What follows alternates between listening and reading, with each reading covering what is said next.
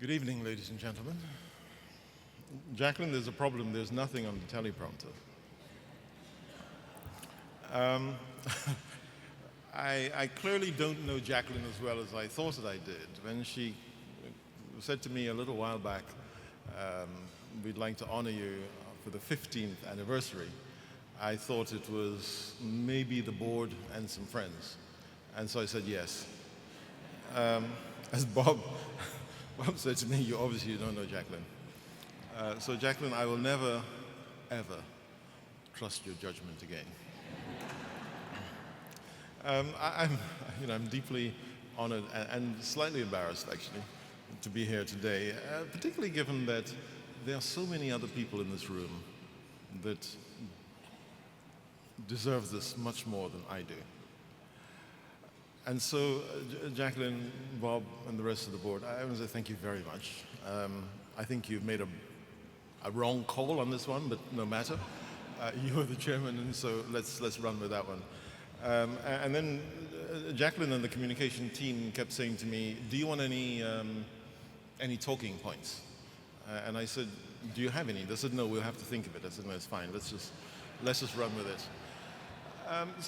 Last week I was speaking to some children in Dadaab, which is one of the largest refugee camps, I think, in Africa. It holds about 340,000 people, and also Kakuma, which holds about 160,000. And we have these leadership lessons. And so I connected via video conference, which is an amazing thing, video conference to a refugee camp. And I was speaking to the young people there, and I asked them, what do they think are the biggest challenges facing the world from their perspective? And they said there are four things. It's poverty, it's insecurity, it's corruption, and the last one was an interesting one, which was lack of leadership. Now, we all know about corruption, and we all fight corruption, and we all fight poverty, and this is what Acumen is very much about. And insecurity, of course. These are children who were born in the refugee camp, and their parents were also born in the refugee camp. So that was an obvious one. But when they said lack of leadership, that was an interesting one for me. And it made me reflect on, for me, who helps me to define what leadership is. And there kind of three people came to mind. The first one was my grandmother.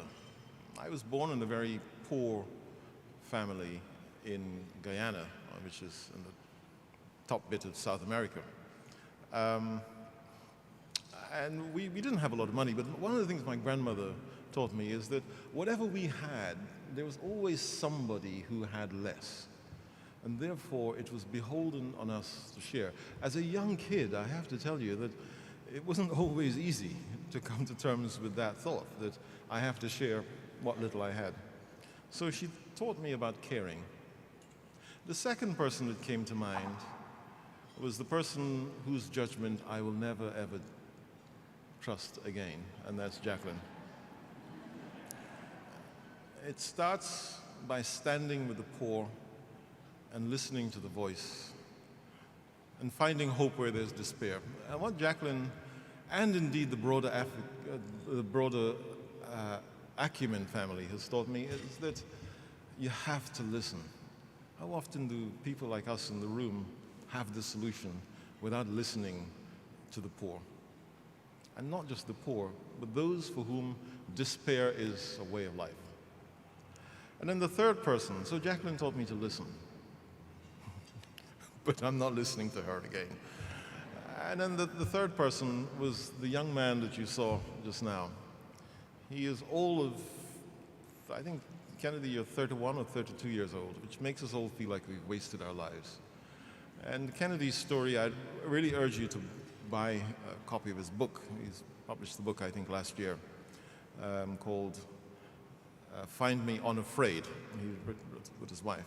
And Kennedy's story, it's obviously not a very long story because he's only 31 years old, but he had the equivalent of 20 cents one day coming back from his work, and he saw a child selling a football, and he bought the football in order to bring his community together. And today, He and the Shofco community services about 120,000 people who live in the most abject poverty.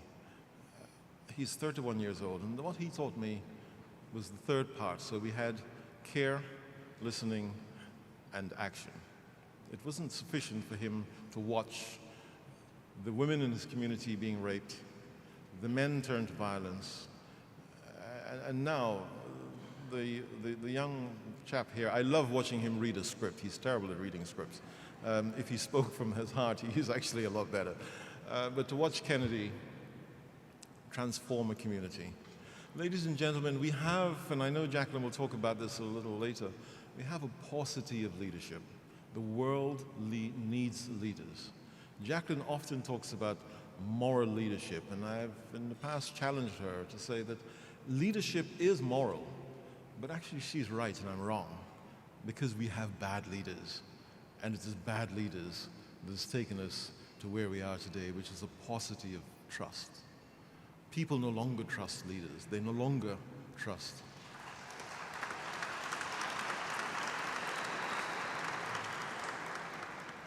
They no longer trust political leaders. They no longer trust religious leaders. And for sure, they no longer trust us as corporate leaders. So today, whilst I'm hugely honored and flattered and embarrassed to receive this, I want to thank you very much, Jacqueline and team, for what you're teaching us about leadership, for bringing a whole new generation of leaders for whom you cannot have the word leadership without putting the word moral beforehand. So I'd like to thank you very much, ladies and gentlemen. Thank you very much, Jacqueline. Thank you very much, Bob. Thanks so much.